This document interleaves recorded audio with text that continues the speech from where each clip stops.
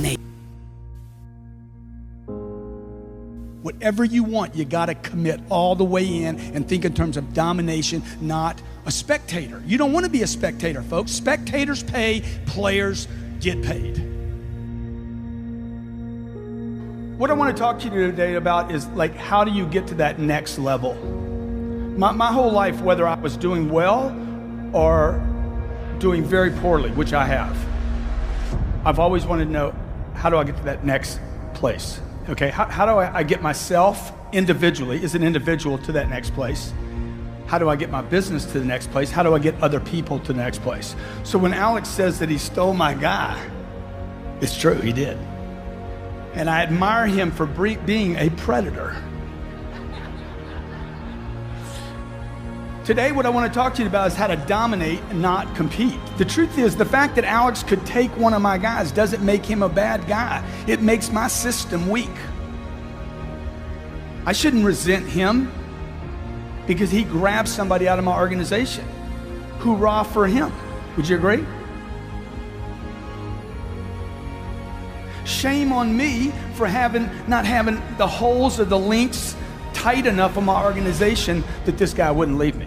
It's not his fault, it's not Alex's fault, it's my fault. So look, in my life, what I'm gonna give you for the next 50 or 60 minutes, look, if you wanna get rich, you wanna be really successful. When I say rich, I'm not talking about money, I'm talking about a rich life, freedom, time with family, choices, get to do what you want. You get to move where you want, go where you want, do what you want. I've lived in Los Angeles, California for 10 years. I was in La Jolla, California for 12 years before that. I left Texas, 0% state income tax, to move to California, was willing to pay the 10.3. I was fine with the 10.3. Now they want to take it to 13. And I told Jerry Brown, if you raise it to 13, I'm leaving. I'm gonna pick up my family, I'm gonna pick up my business. Why? Because I'm free. I'm free. I get to roll, baby. I get to do what I want, go where I want. That's why I'm in business for myself. I'm not trapped, I'm not a slave. You're not gonna handcuff me. So I'm gonna go where it's friendly, where people are supportive, where it's good for me and my business and my family and the people that work with me, and where it's good for me. And I would expect that that's why you got in business for yourself, right? Look, if you want to be in business for yourself and free, you must learn to dominate. You cannot compete, okay? How many of you were trained this? Competition is a healthy thing. That message was not being delivered to entrepreneurs. That message was being delivered to consumers. There was somebody saying, look, the more oil companies we have, the better, because it's good for the customer, right? The more technology companies we have, it's not just Microsoft, the better for the customer. And inventions and improvements in products comes from competition. But if you're the one playing the game, you want to dominate the field. Would you agree? Let's say I'm playing a football game or a basketball game or a baseball game. I want to be on offense the whole time.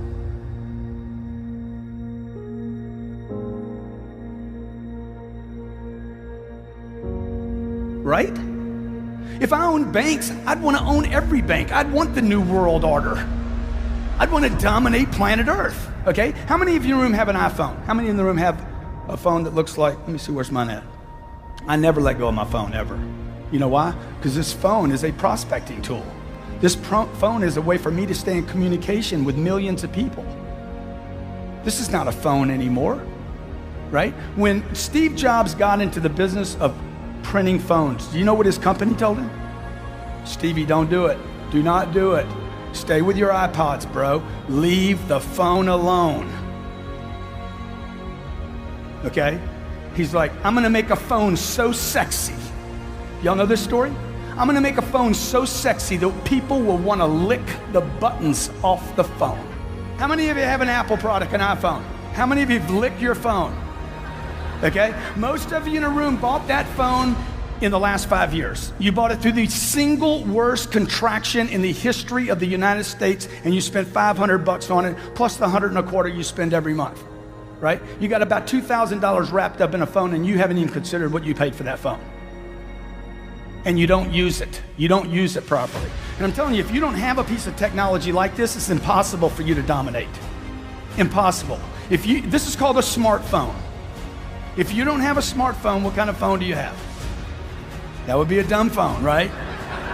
I got a dumb phone. I got one of those old Blackberries. All I can do is email with it. Dude, you want this thing to do everything. You want this thing, I want to be everywhere, all at the same time. That's freedom. Okay? So look, I want to talk to you about domination, not competition. And I don't want to talk about you dominating other people physically. I want to talk about dominating space by using things like Twitter and Facebook and LinkedIn and Google Plus and blogging and becoming an expert in your field to where when somebody thinks about your business, your picture comes up. If that's not happening, you are going to blame the marketplace. The marketplace will deliver pain to the people that compete.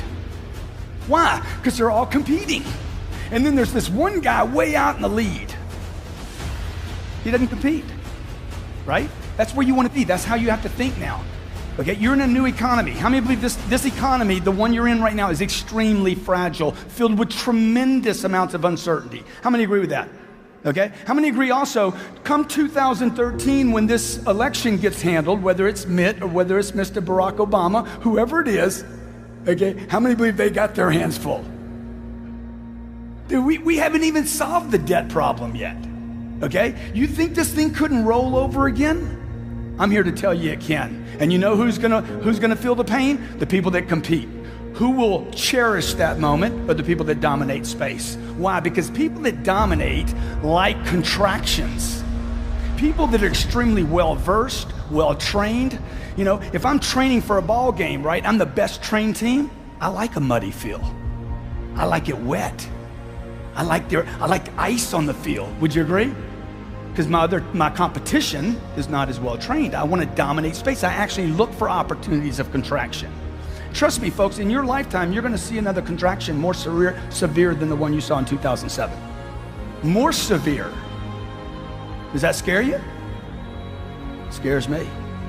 It scares me enough to say, hey, buddy, you better get busy. I was 51 years old when Lehman's collapsed, okay? Let me see, is that right? No, I was 49 years old when Lehman's collapsed. I had never written a book in my life. It was on Thursday afternoon, it had been made clear that Bear Stearns and Lehman's were done. Okay, on that day, I started writing a book. By Sunday, I was finished with this book. I wrote the chapters between Thursday and Saturday. Okay, on Sunday, I started writing the book. In 3 hours, it was finished. This book is about, on that day, I wrote, all people on planet Earth became salespeople when Lehman's collapsed. Because money wasn't available anymore. Who did well? How many people just got wiped out of real estate? The pretenders did. Right? The guy that was at Pizza Hut and now he got in the mortgage business, he can't make 700 grand anymore, can he? Truth is, he never deserved the 700. See, the marketplace will always discipline people that aren't prepared.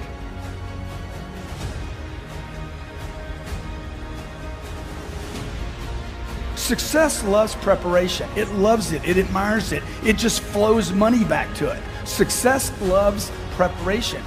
And the marketplace will discipline those that are just stuck in the pack.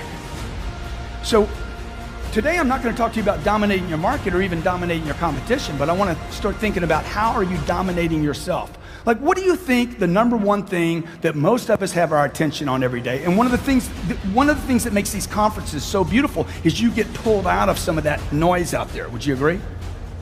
Who do you think your number one number one problem in real estate today is? Yourself? Okay, who else? Who else could it be? Say again? Absolutely the people around you. Anytime I have production stall in any of my companies, the first thing I look at, I don't look for talent. I look to get rid of people. First thing I do every time, who can I get rid of? I'm looking for somebody to freaking kill. I need to get rid of somebody. You know why? Because I push with so much force into my universe, into my businesses, whether it's buying real estate, apartments, whether it's pushing rents up, whether it's doing my seminar business, my book business. I push so hard that if I'm not getting results all the time, somebody has to be pushing back. Somebody in my organization actually has to have the intention, conscious or unconscious, to hold me up. The first thing I'm gonna do is start getting rid of people. Okay, who is it? Who is it? I'm looking for the cancer in my organization. You know, you talk about people dying from disease. Look, people die from negativity every day. They just got to wait 80 years to make it official. How many of you know negative people?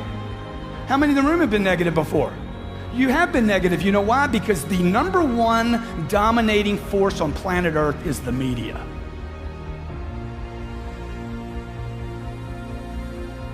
It's the media.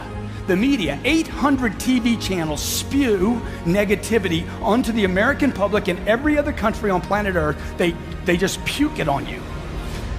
Oh, but I watch Fox. Good. They puke at Fox and they do at MSNBC. It's just you're in agreement with the puke.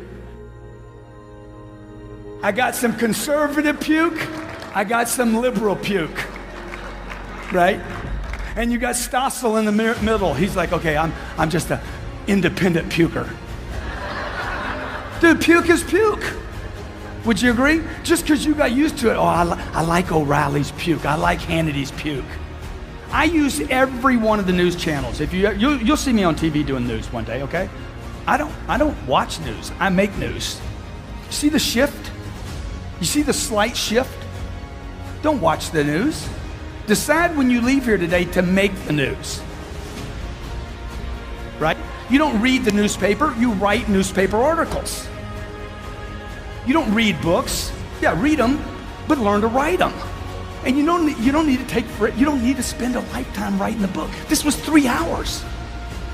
Okay, we sold 40,000 copies of this one book and it was self-published. It's never, ever, ever been in a bookstore.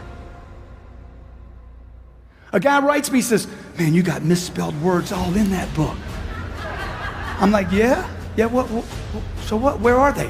123, 128, 134, 165, 120. I'm like, yeah. And bad grammar too. I'm like, yeah, what's your point, dude? Because man, you got misspelled words in the book. It's a bestseller, bitch. The word bitch, look it up in the dictionary, means a complainer, a whiner, an excuse maker. I wear a little band on my pin here, on my wrist here. It's a little black band, and it says, champions dominate.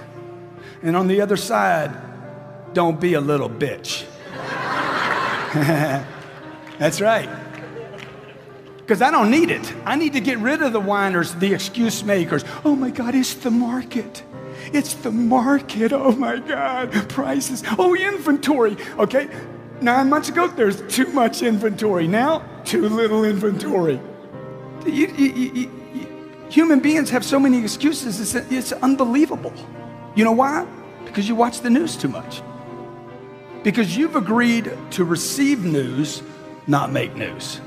So when Lehman's collapsed, I watched 25 years of hard work either dissipate, and I'd done everything right. Everything, okay? Conservative, never used high leverage.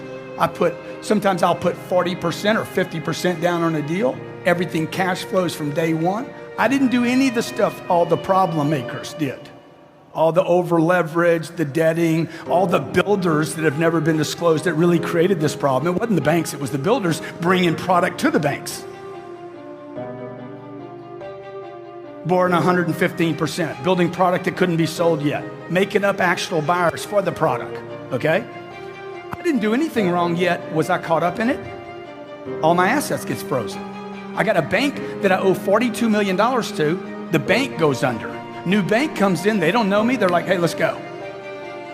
Right? Because my loan's maturing. Values had gone down. And I'm sitting with my wife saying, oh my God, man. I got 4 businesses and they're all on stall.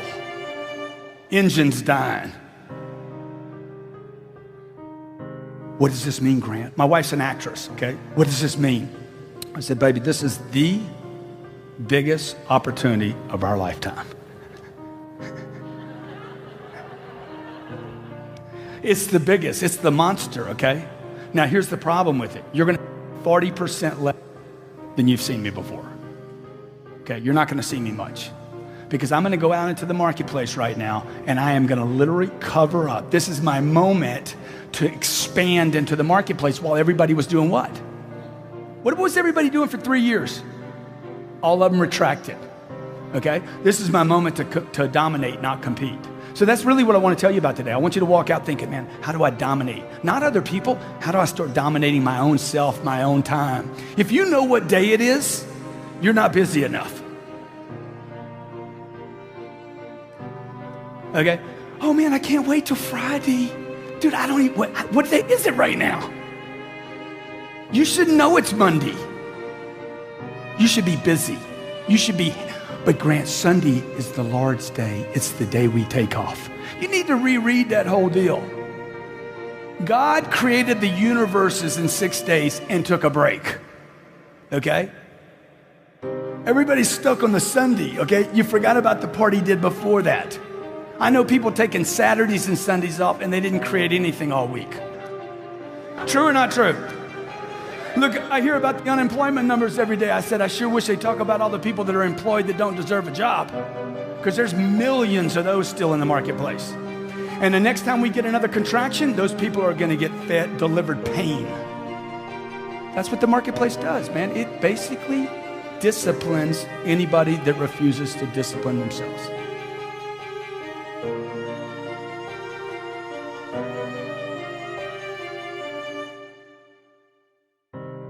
It is the correction. So look, here's the deal. I might be wrong in what I say, okay? I might be wrong in the things I do in my life and the business that I started. My family's told me not to start every business that I've been involved in, every one of them. Every one of them was a risk. Every one of them I had to take a chance. I remember my mom used to tell me, I wouldn't do that if I were you. I wouldn't do that if I were you. I wouldn't do that if I were you. I'm like, Mom, you wouldn't do anything. Well, you wouldn't do anything except be the mother, a great mother to 5 children. My mother wasn't an entrepreneur. She didn't have my dreams. Just because she's my mom doesn't mean she dreams like me. Would you agree? Okay? My mom was wrong about everything she told me not to do. Love my mom to death. Okay? Unbelievable friend of mine. She was wrong. I needed to do those things. Okay? Steve Jobs needed to build this phone. Would you agree? Did he help a lot of people? Did he make some money while he was doing it? $119 billion in 5 years. In the bank, cash. I'm not talking about I'm talking about done in the bank, sitting there. Okay? Brings a great product to the marketplace. Domination or competition? Total domination. Coca-Cola, competition or domination? Total domination. Okay? Exxon, total domination. You see what I'm saying? You want to be in a dominating point, okay? So what we got to do is we got to get you thinking. We got to get you thinking like the dominators think. How do they act? How does Warren Buffett act? What does Warren Buffett do with his time all the time? Those are the people I study today. I don't study the people that I went to school with, the teachers I went to school with. I don't even study my own family members, okay? I'm looking for people that are way up here that I can say, hey, what are they doing? Because they're doing it right. My dad died when he was 52 years old. My dad worked his whole life to provide for 5 kids and his wife, and he did his job, and then he died. That's not the program I want to get on. Is that the program you want to be on? My dad died, he bought his dream house 9 months before he died. He leaves 2 10-year-old boys, one of me. I'm a twin. 2 10-year-old boys, never got to enjoy us. I never got to enjoy him. Why? Because he worked so hard with no concept of freedom. He had a good job, he made some money, but he is basically imprisoned in his thinking that work is hard. It's difficult to compete. Would you agree? Real estate's difficult. How many agree it's difficult? And when it gets good, what happens? Everybody comes into it, right? And then you're like, what's this guy doing it? Okay, what's this guy doing right now? So I look to surround myself with people that can dominate, people that are certain, okay? People that know what they're doing, people that are in control. So when I say I'll be uncertain, I might be wrong. I might be wrong about it. Would you agree? Like I'm leaving California. I might be wrong, but I'm certain in my wrongness. Somebody said, how do you know you're going to like Miami? Look, I've already made a decision. I'm going to Miami. I'm moving to Miami. I'm going to like Miami. Why don't you go try it out? No need to try it out. I'm committed. Of course I need a realtor. Okay, no offense, but it's a dumb question. Why would you ask me, do I need a realtor? Do you think I don't need a realtor? No, I got the internet. I mean, really. See, those things you're asking out of an old economy. You got to change some of your pitch. You got to think different. Austin, Texas. I don't own anything in Austin. 1 year ago. Last October, I'm in an exchange out of California. I find a piece of property on the internet. It's called the Monolino Apartments in Round Rock, Texas. Anybody know that property? Property's been on the market for 10 months. It's 242 units. It cash flows right now. It's a great property, 10 years old. I call this guy the king of Austin commercial real estate. Charles, Grant Cardone from Los Angeles, California. I want to buy Round Rock. Yeah, sure. Now, this guy's the king. He's a legend, okay? But you see, all legends have this cycle where they legend and then they lose interest. And they keep coasting as legends, and then what happens? They're not running the game anymore. They don't want to dominate. They're resting on yesterday's laurels. They're not reading anymore. They're not studying anymore. They're not coming to conferences anymore. Right? They're not in the game anymore. They're not preparing anymore.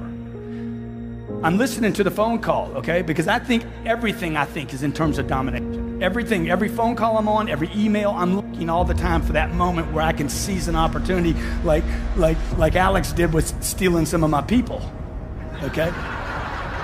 Okay? A true American he is. I like that about you, dude, okay? See, that's a guy I can trust. That's the kind of guy I'd want to be in a partnership with. Not somebody I wouldn't trust. Why? Because he's aggressive, dude. He's a winner. That's why you came. I don't want to be around people. Hey, you resting? You've been working so hard. Oh my God, man, when are you going to take a vacation? I mean, get a little break. You know, my assistant said, you need to get some rest. I'm going to get to a hotel when you red eye into Orlando tonight. I'm going to get you a hotel. I'm like, hey, man, I don't need a hotel. I asked you for a hotel. Don't be stupid. Hey, you don't know if I'm tired or not. You're tired. You go get some rest. I'm fine. How many of you not? If you ever seen anybody die from work, I want to see your hand. You ever seen that happen? It's going to happen to you. People are dying every day. They don't get burnout. You don't get burnout. You lose your purpose. You lose your purpose. You lose your meaning. When I'm tired, I look at my purpose. What's my purpose? Okay, what's my purpose? Oh, my game's not big enough. My game's not big enough. My game's not big enough. I'm not interested anymore. Right? So here I am, Lehman's collapse, it folds up. I got real estate tied up, okay? I start blowing these books out. Every 6 months I'm writing a book. And then I start expanding back in the marketplace with real estate. I start looking for opportunities in real estate. I call this Charles Sakar guy up. I'm like, hey, that 242 units in Round Rock, I want to buy it. This is what he tells me. I've never sold anything to anybody in California. I said, well, dude, we're going to go ahead and break that up for you, okay? You're not going to be able to say that. You guys are too difficult to work with. I'm like, dude, I'm the easiest close you will ever get in your life. What am I doing right now? He's like, look, the seller wants full price. Product's been on the marketplace for 10 months. I don't tell Charles it's been on the market for 10 months. I don't tell Charles it's overpriced. This is what I tell Charles. I'm going to buy it. I'm going to close in 30 days. I'm going there tomorrow. I'll be there tomorrow. I'm on a plane tomorrow. Would you at least drive over there and meet me? Okay, it's 2,000 miles for me, and it's probably 18 miles for you. I'm going to pay full price for it, Charlie, okay? It's going to be the easiest deal you ever did in your whole freaking life, okay? I guarantee I'll get a loan or I'll pay cash for it. Would you meet me tomorrow, please? What am I doing right now? Huh? I'm selling him. This ain't begging. Shit. This is begging. Charles, please, Charles. Please, Charles. Charlie, please. Please, Charles. I'm selling Charlie right now. Why? A buyer has to sell. To get a loan, I got to sell the bank. You guys aren't in real estate. You're business people. And every business person has to sell. You show me one business that doesn't have to sell. The day Steve Jobs died, they called him everything. Inventor, genius, world changer, ding the universe. They called him all these things, not one tweet. And there was hundreds of thousands of tweets. Not one tweet said, Steve Jobs, master salesperson. But that's what he was. Why? Because in America, we have this disdain for selling. We have a hate, a dislike. You don't even put it on your business cards, do you? Oh shit, I can't put that on there. No, I'll call myself anything but a salesperson. Right? You tell me somebody that's not a salesperson. What do you think? What happened? If you go to India, you go to Mexico, or you go to China, and I walk in a room and say, I am a master salesperson. I know everything about a sale. I know as much about selling as a neurosurgeon knows about the brain. I know when somebody says budget, it's over our budget, I actually know that that means they'll go over their budget. You don't know that. You don't know that. You don't understand when somebody says they have a budget. If you really break that down, you'd understand that they're actually saying, I bought from everybody except you. And that's why I put a budget in place. I'm trying to control my urge to purchase. So when somebody says to me, but it's more money than we planned on. Oh, I'm with you. Sign right there. It won't be the first time. All right, you're right. Let's do it. The product's too much money. Do you hear that objection? You knew that before you called me. And you still made the phone call. Let's go see it today. Okay? I'm selling a piece of real estate and I'll come back to the Round Rock story. My house is being sold in Hollywood. Every realtor in town told me it was too much money. Every realtor. It's too much money. They said I was an idiot. They said I was stupid. They said he's insane, okay? The person that's gonna buy my house is gonna be a billionaire. It doesn't matter. $1 million here, $1 million there, it doesn't matter. Right? Does he overpay for everything? A guy that's worth $39 billion. Does he overpay for stuff? Huh? What do you think? Every day. So why shouldn't he overpay for my house? What's the difference, man? Come on, bro. It's just money. Let's roll. But selling my real estate in Hollywood during a tough market, I have to keep the realtor sold. You got to stay certain. How do you know it's overpriced? Alex was showing you numbers today. You were wrong for the last 30 years. Right? Miami, you can't buy anything in Miami. They said they had 10 years of condo stock in Miami. Dude, they got 2 months of condo stock or less. Okay? If you look at the prices in Miami, they are straight up and vertical. It's the hottest real estate market in the country. You got people from Argentina, Brazil coming in. You got people from Russia and Europe and France saying, this is cheap. This is a steal. See, people in the neighborhood never change the market. You know why? Because they're looking in the rearview mirror. How many of you drive a car? Next time you get in your car, I want you to pay attention to the windshield. Okay? It's that big. The rearview mirror is about that big. I could take my rearview mirrors out, jerk them out of my car because I have all my attention up in front of me. The other thing is I go extremely fast, so I don't have people on the side of me. I'd rather the ticket. I want to get there quick. I value my time. Do you? Right? So this Charles Sakari guy's like, oh my God, you're going to come out here. You really a buyer? Have you looked over stuff? Dude, I'll pay the full price. I'll do the deal. And what I realized was Charles Sakari was the wrong broker to list this property. He was doing this to everybody. He wasn't doing it just to me. Okay? I bought the property, paid full price, closed on a Thursday, put it back on the market the following Thursday for $18.6 million, closed in 3 months for 18.3, and I paid 16. This happened 6 months ago. In Austin, Texas, tough market to buy a product in. Would you agree? Multifamily product, B quality. A lot of institutions could look at that kind of product. It's big enough, okay? But you got to get in the game to dominate the game. You got to look for every opportunity. How many believe you're missing opportunities right now? They're coming past you. They're there. You got to get in the game. You can't be in a newspaper. You can't be on TV. You can't be watching Anderson Cooper in his little tight t-shirt and he comes out and thinks it's big news. I'm like, dude, everybody knew. Come on, bro. Okay? Biggest problems, okay? Number one, biggest problem is uncertainty. It's not competition. It's not the banks. It's not leverage. It's not competition. It is uncertainty. You're uncertain. If you're uncertain, I'm uncertain. Would you agree? You get uncertain, I don't know if I should do it or not. Number two, obscurity. I don't know who you are. If you don't know who I am, and that's why I told Alex, I said, let's do the video. I don't even think we did the video, did we? Yeah, we did the video, okay. People have to know who they're doing business with. If I'm obscure and you don't know me, okay, here Lehman's collapsed, nobody knows me. So I write a book. I write this book, come out with it. 6 months later, write a book on closing a deal, okay? We publish that book, we talk about it. This book comes out, If You're Not First, You're Last. I'm talking about it. This is in 1 year, 3 books, okay? If You're Not First, You're Last is a book about how to literally get people to not forget you, okay? That becomes a New York Times bestseller, and then I come out with the 10X rule. This outsells every other business book in airports. Now, why am I writing books? There's no money in books, folks. Why would I write 4 books? The average American reads 1 book a year. Why would I write books? Say again? Notoriety? I'm trying to cover up space. These are losers. I lose money selling books. Okay? Oh, that'd be great, yeah. This is Jared, by the way. Give Jared a big hand. Okay? Jared helped me win some money last night playing blackjack. We dominated.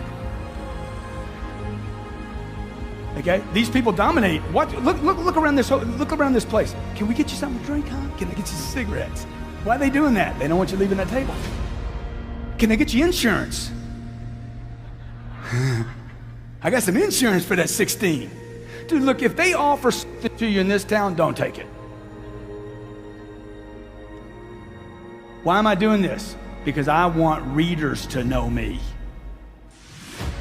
The average American reads 1 book a year. The top CEOs in America read 5 books a month, 60 plus books a year. Okay, you want to be in the game? Read. I buy books. I don't care about the $30 the book costs. You know what I'm looking for? I'm looking for $1 million every book I open. I'm looking for $1 million. Okay, I quit looking for $10. I did that when I was a kid. I'm looking for millions now. I'm looking for $1 million. How many believe this is much work to work for $10 as it is for $1 million? It's the same amount of work, man. Same amount of rejection, same amount of uphill. It's the same amount of bullshit. Okay? So you just change the target, okay? If you were homeless and I was going to coach you out of homeless, the first thing I would tell you is not to change your clothes, not change your location, just change your ask. The ask. Dude, can you give me 100? How about 100, man? Just 100, man. How many believe he'd be better off at the end of the day if he was asking for 100 rather than a quarter? Just to change the amount you're asking for. You see what I'm saying? You know, when I go into an organization, I want to do the easy stuff, not the hard stuff. I don't want to change a guy's clothes, his location, and everything. I just want to change one little thing. So today I'm talking to you about, man, change what you're reading every day. Change what you're reading. Change the influence of your getting. A guy gets this book. We heard this last night. He's on the audio version of this book. He goes from $30,000 a month in income to $80,000 a month in income in 1 month. He's been on the program for 4 days, okay? He's like, oh my God, man, I scored the 4th day I was on the program. He starts listening to it again. Everywhere he goes, he's listening to this audio program. All of a sudden, it changes the way he's thinking about how much action he has to take. It takes 10 times the amount of activity, phone calls, emails. It takes 10 times just to burst through noise. Would you agree? You're trying to get people's attention because you're in obscurity with them. Hey, could you meet me tonight? He's thinking about picking up his daughter tonight. You're in obscurity. He doesn't know who you are yet. So if you want to get successful, a couple things you got to do. You got to get certain. How many of you agree with that?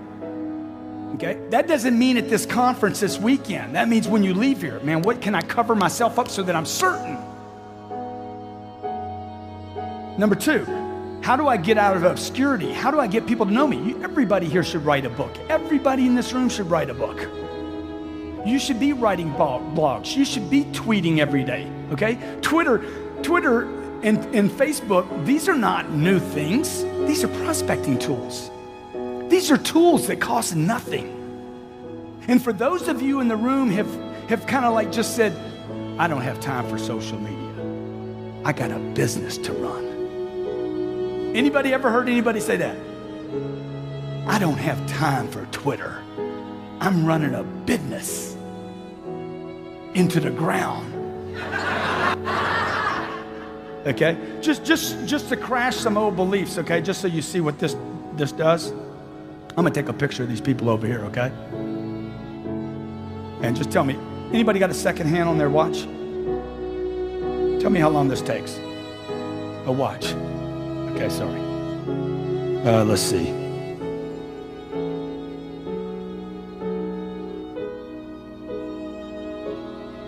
How long did that take? 10 seconds.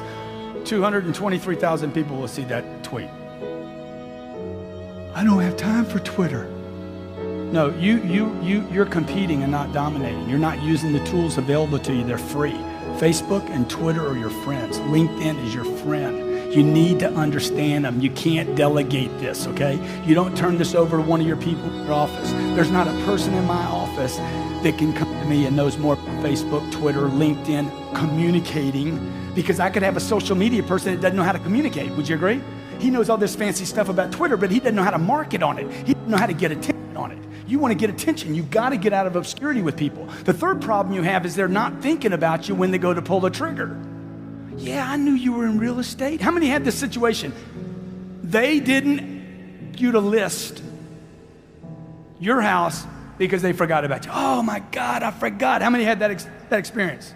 You failed on number 3. They weren't thinking about you when they were ready to pull the trigger. And number 4, because you lack persistence. It's very difficult to be persistent, particularly if you're living in a thinking that I'm going to try once, I'm going to try twice, I'm going to try 3 times, and that's it.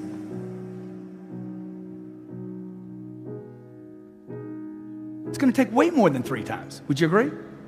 My wife watched me call one man 15 times in 3 days without a return phone call. She's like, how many times are you going to call him? Oh, I'm going to call him until we talk. My God. I'm like, it worked on you.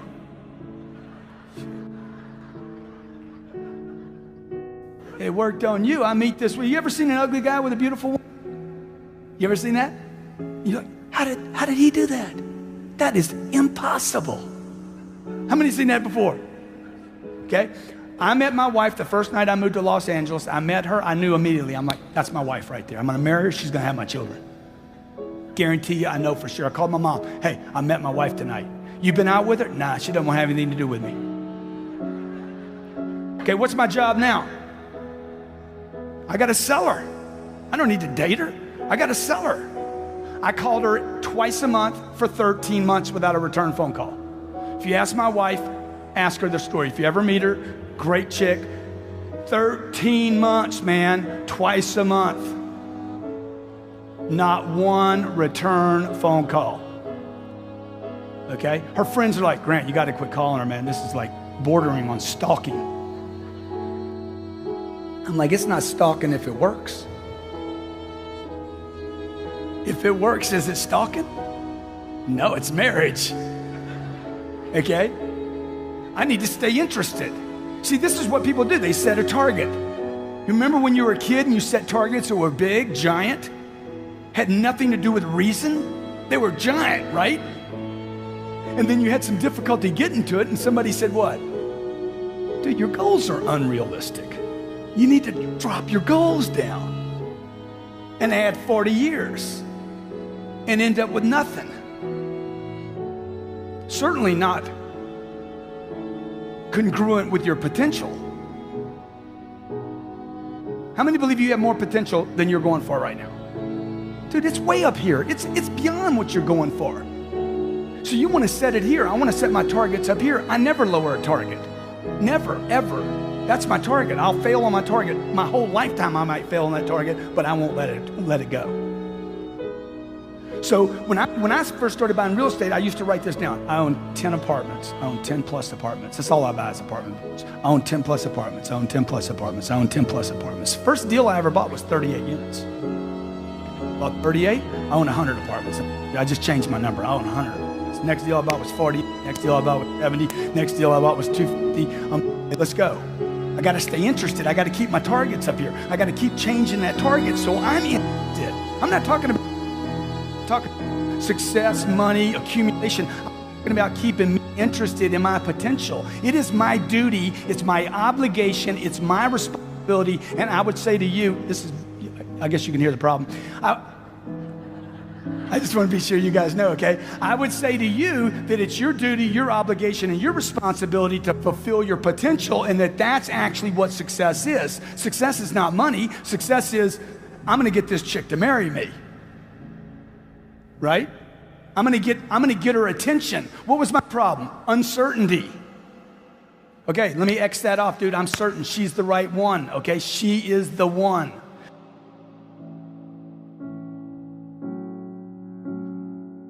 Guy calls me on the phone. Hey, man, do you have any short sales? Sir, did somebody tell you to ask for me? Do you know how powerful that line is?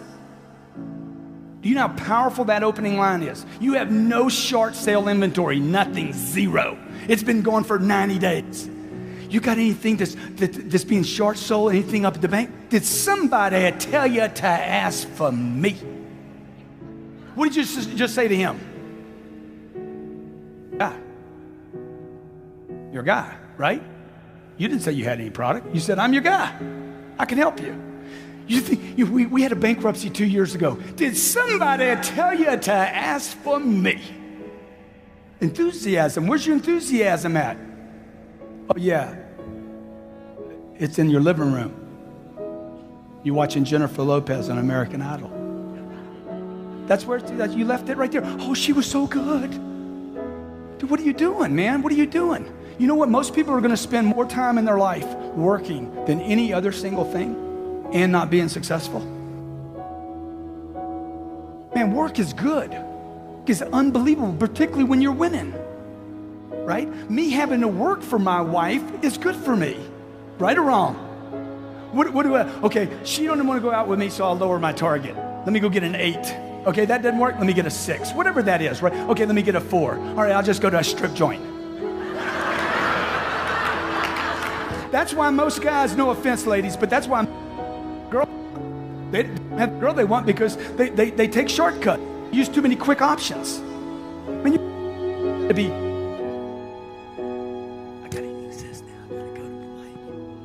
You got to be totally committed. Everybody agree? You got to be completely uncertain. You want $1 million? You want $2 million? You want $5 million? How much money do you want? How much success do you want? How much notoriety do you want? You want a New York Times bestseller? Why can't you have everything?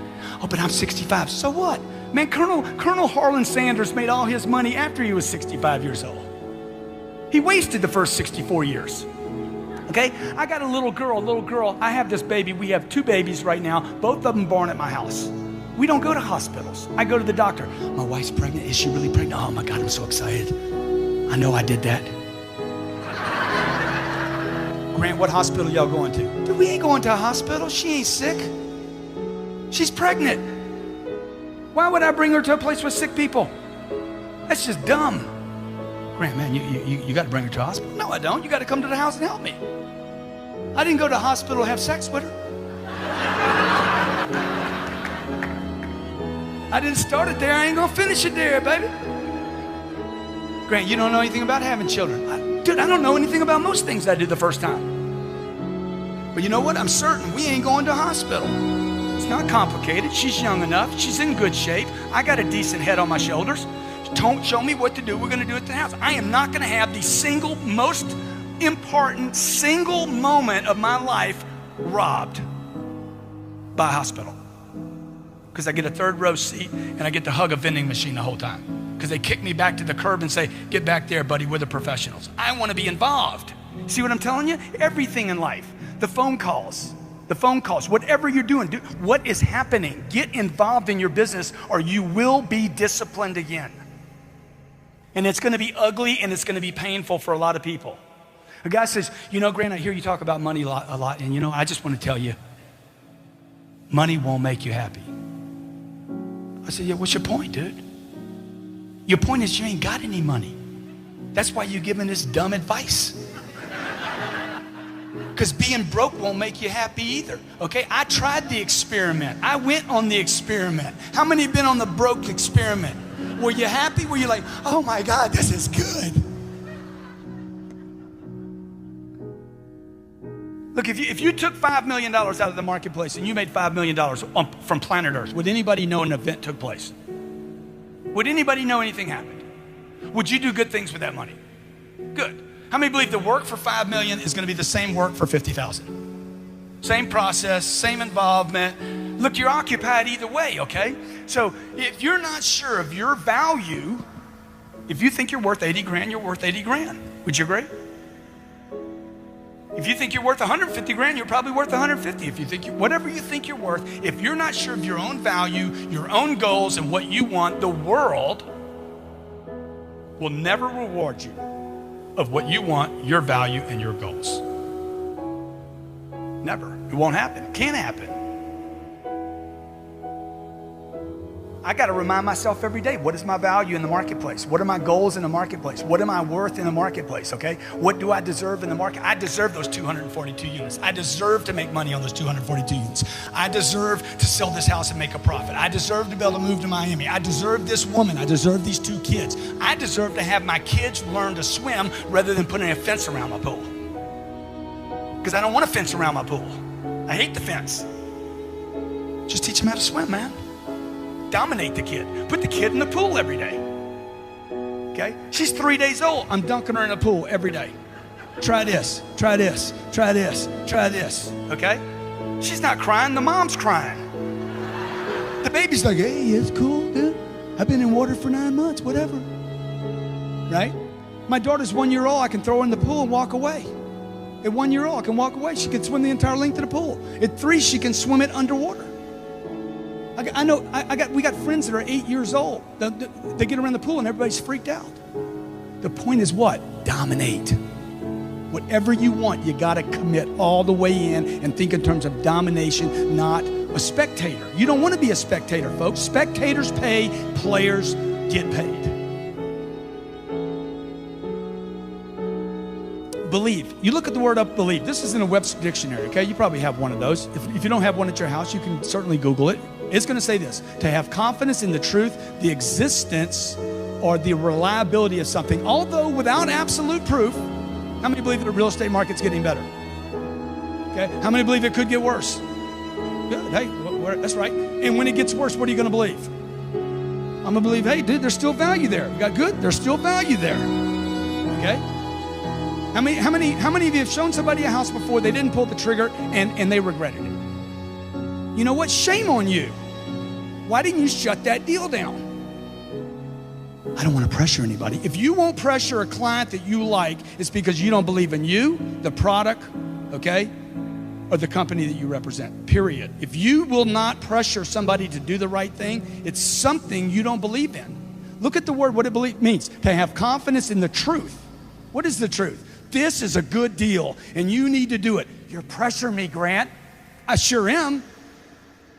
Now sign right there. Let's do this. It's the right thing. Why? He looks at me and says, what? Oh my God, this guy is so certain. Are you sure it's the right thing? Guarantee it's the right thing. Lean on the pen. Let's do it. And you're thinking to yourself, I couldn't do that right now. Dude, I wasn't taught how to do this. I spent 17 years in school. They don't teach you this. You have to train this muscle, okay? If one of your children was crossing the street and you knew it was a bad thing, would you pressure them not to? Exactly. Why is pressure a bad thing? It makes diamonds. But I know so many people in business, I don't want to pressure anybody. Dude, you need to pressure yourself. You need to cook yourself. You need a necessity level way up here. Look, the middle class in America is failing, folks. It's failing. You know why? Because it doesn't push itself hard enough. It operates on a premise based on just enough. I'm going to make enough, vacation enough, save enough, just enough. Oh, I forgot to plan on Lehman's. Oh, forgot to plan on foreclosures. Oh, forgot to plan on LIBOR. Oops, forgot to plan on the internet bust. And that's why the middle class is failing. The middle class isn't failing because of politics. Okay, the middle class is failing because the middle class is using the wrong formula. A formula that worked 40 years ago might not work in the U.S. economy today. Right?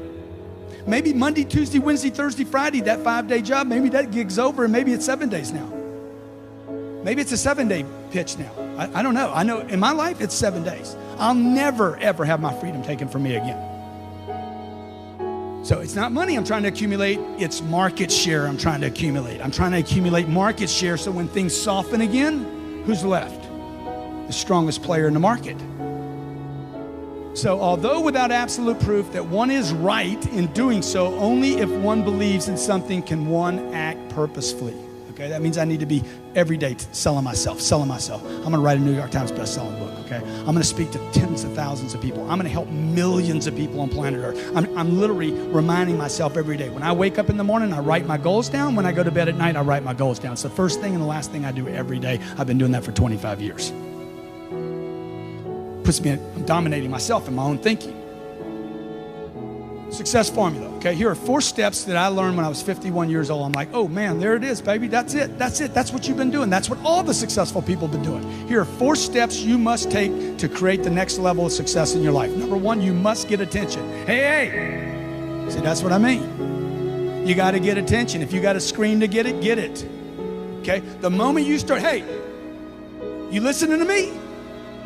See, the moment you start doing that, you're going to start getting criticism. When you hit that right band, that right tone level of attention, okay, where you're really getting attention, you're going to get criticism. Somebody's going to say, dude, you need to quiet down, bro. You need to bring it down a notch, bro. Bro, you freaking. Dude, hey, this is a party. Let's not talk business now. Come, chill. I'm getting criticism. Is that good or bad? The Kardashians love it. Right? The Kardashians have worked this formula perfectly. Monster attention. No product. There's no product. Huh? Is that a product? That ain't a product, man. Look at that. Look at that. Look at that. Over and over. Look at that. Look at that. Huh? Okay? Look at that. Look at that. Okay? And she gets criticism. They didn't start banking until they got the haters.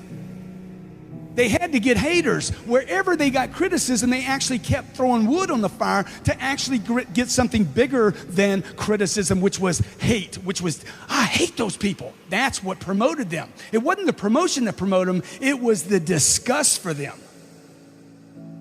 Okay? And until they moved into this 4th step, which is admiration. See, most people stop here. You get a little criticism and you shut it down. I'm calling you back too much? Okay, I won't do that again. You should call him back more.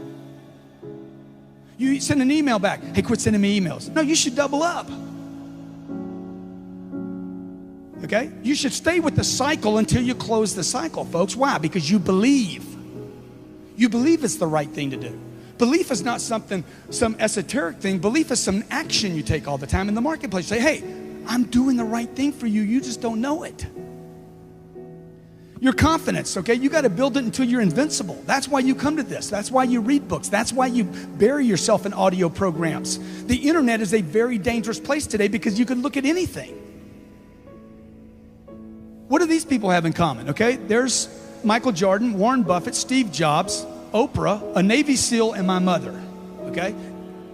You know what they had in common? This. Greatness has in common immersion. They're immersed completely in their environment. Number 2, they're dedicated, completely dedicated. 3, they have a total commitment. My mother was as committed as Warren Buffett is. Do you know what Warren Buffett spends most of his time doing? Reading. Most of his time during the day is spent reading. And they're duty driven. All those people are duty driven. Okay, whether it was my mom, Oprah, Steve Jobs, Warren Buffett, at some point it was no longer for money, it was duty. It's my obligation. It's some sense of, I have to do this. So what do you hear me say to you today? What do you hear me say? Immerse yourself. Okay, you have to immerse yourself right now with reading, the right reading, audio programs, video. Find YouTube channels that are good for you to where you can watch YouTube. Like we started dropping videos on YouTube maybe 24 months ago. We dropped about 900 videos on YouTube. That's what got me my TV show. People saw me on YouTube. The UK found YouTube videos 2 weeks ago. Dude, we love what you're doing on YouTube, man. Can you come out to the UK and do a TV show? Why? I'm breaking through obscurity. Anybody can do this, folks. Anybody can do this. This is not about a college degree. This is about massive amounts of action to get attention for yourself, your brand, your company, your products, your ideas, your dreams. Then this is what I would tell you to do, okay? And I'm gonna close out here. Number 1, I would immerse yourself with books, audio, video, daily, okay? You hit all 3 of those where I'm reading something, listening to something, and watching something. These are completely different ways to learn. Number 2, you want to test your abilities. Actually, if you have employees, how many of you have employees? You need to test their abilities.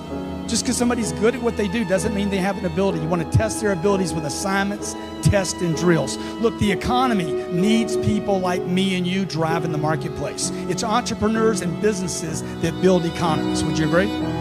It's me and you, not governments. Governments do not build economies. People build economies. Entrepreneurs, people with ideas, people that are driven. You, people like Alex, are the ones that make the economy. And frankly, folks, it's your duty as an American to get out into the marketplace and be a role model and recreate this economy. Thank you very much.